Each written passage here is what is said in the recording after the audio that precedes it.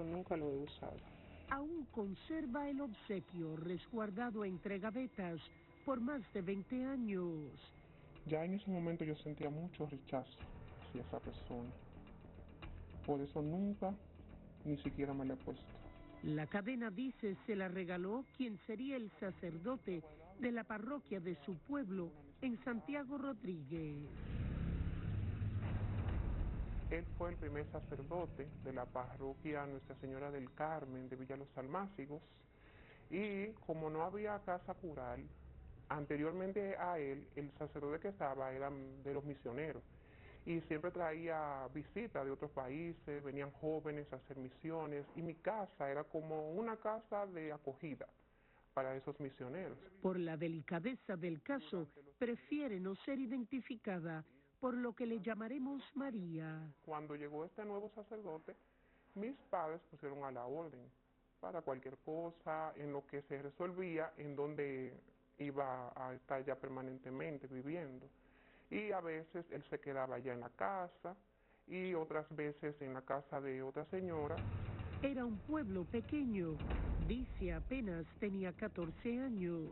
Al principio empezó con abrazos, muchos abrazos, le gustaba mucho pellizcarme los buches, decía, qué buchito más bonito, y me pellizcaba y me abrazaba por la cintura con duro y me mordía los buches, era como un juego. Un juego porque asegura era una persona de confianza. Era una persona que llegaba a mi casa y entraba a la cocina, buscaba qué comer, o sea, él era de la casa. Pero luego con el tiempo, al poco tiempo, empezó a decirle a mi mamá que lo dejara, que yo lo acompañara a la misa, a algunas comunidades, o misa fuera de la ciudad. Y así empezó el asunto de poner la mano por aquí, respaldar una mano por allá. Pero poco a poco, narra, todo empezó a salirse fuera de control.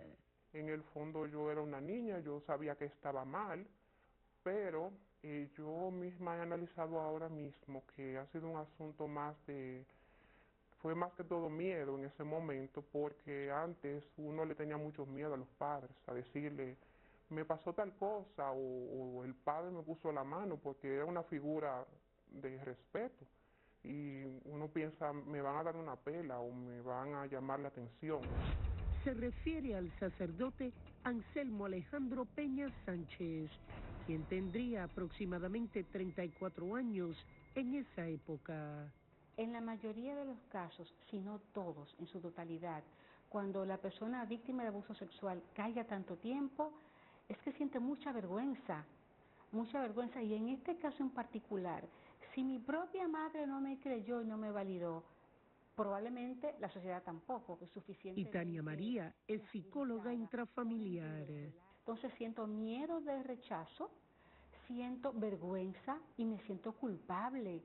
La persona víctima de abuso sexual siente mucha culpa y también esto impacta su autoestima. Yo me lo busqué, yo tengo un defecto, soy yo la que tiene problemas, soy yo quien provocó.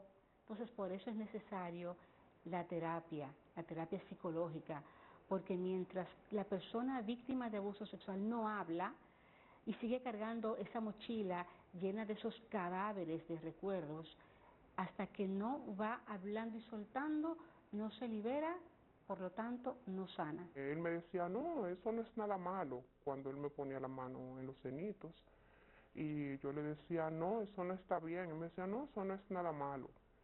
Y así empezó la confianza. Mi papá todos los domingos me levantaba, vamos para la iglesia. Era como una costumbre, era algo como mecánico. No había que pensar para ir a la iglesia porque era algo natural. Vamos a la iglesia todos los domingos, nos levantamos, yo iba con papi. Él tenía un sitio en la iglesia que nada más se sentaba ahí y yo me ponía a su lado. Una familia practicante dice que la llevó a vivir su adolescencia de forma plena, sana, hasta que llegaron grandes cambios para la parroquia Nuestra Señora del Carmen en Villa Los Almácigos.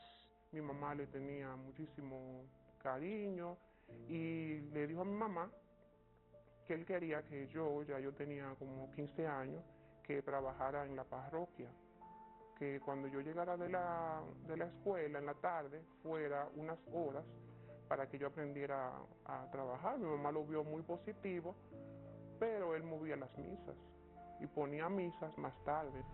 Tiempo que utilizaba para, según sus propias palabras, manosearla. Uno se quedaba callado por la ignorancia, por la niñez, porque la niñez, yo me he dado cuenta que los niños se adaptan a todo.